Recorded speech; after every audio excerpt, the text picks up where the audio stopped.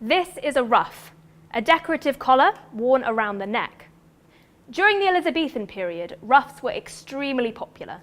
Many people would wear a ruff as part of their everyday clothing. Importantly though, not everyone's ruff looked the same.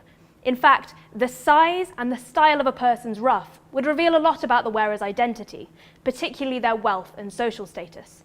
For example, the ruff pictured here would indicate that the wearer was wealthy, but probably not a member of the aristocracy. They could afford this long length of fine, expensive fabric, but if they were a lord or a knight or similar, they would probably have some kind of lace or perhaps gold embellishment around the edge.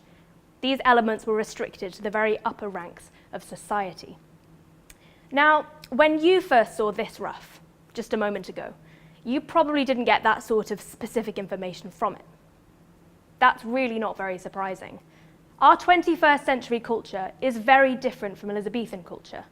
We no longer have access to the original meaning of this garment. Despite that, the very ruff pictured here was made just 6 years ago at Shakespeare's Globe Theatre in London. This is one example of many places where Elizabethan garments are used as part of modern costume design for Shakespeare. But why? What significance can these historical fashions have once they've been divorced from their original social and cultural context? Well, my research explores how Elizabethan dress is used to communicate ideas to modern audiences. I interview costume makers and learn their practical techniques to understand the design and construction process. And I analyse how specific 21st century productions have repurposed these historical fashions. My findings so far have shown that this approach to costume design is used to layer Shakespeare's plays with important social and critical commentary, giving the plays new relevance in today's society. For example, restrictive corsets and exaggerated codpieces were recently used to explore gender issues in Othello, and the use of glittering doublets and gowns to create the magical fairy world of A Midsummer Night's Dream is part of a far wider trend in the blurring of lines between history and fantasy.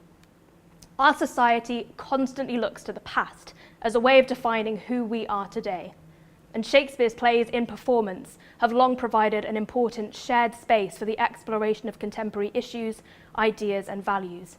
So, by interpreting the purpose of Elizabethan-inspired costume design for Shakespeare, my research will change our understanding of how cultural identity is shaped and explored, and will ultimately shed new light on the belief systems that underpin our 21st century society. Thank you.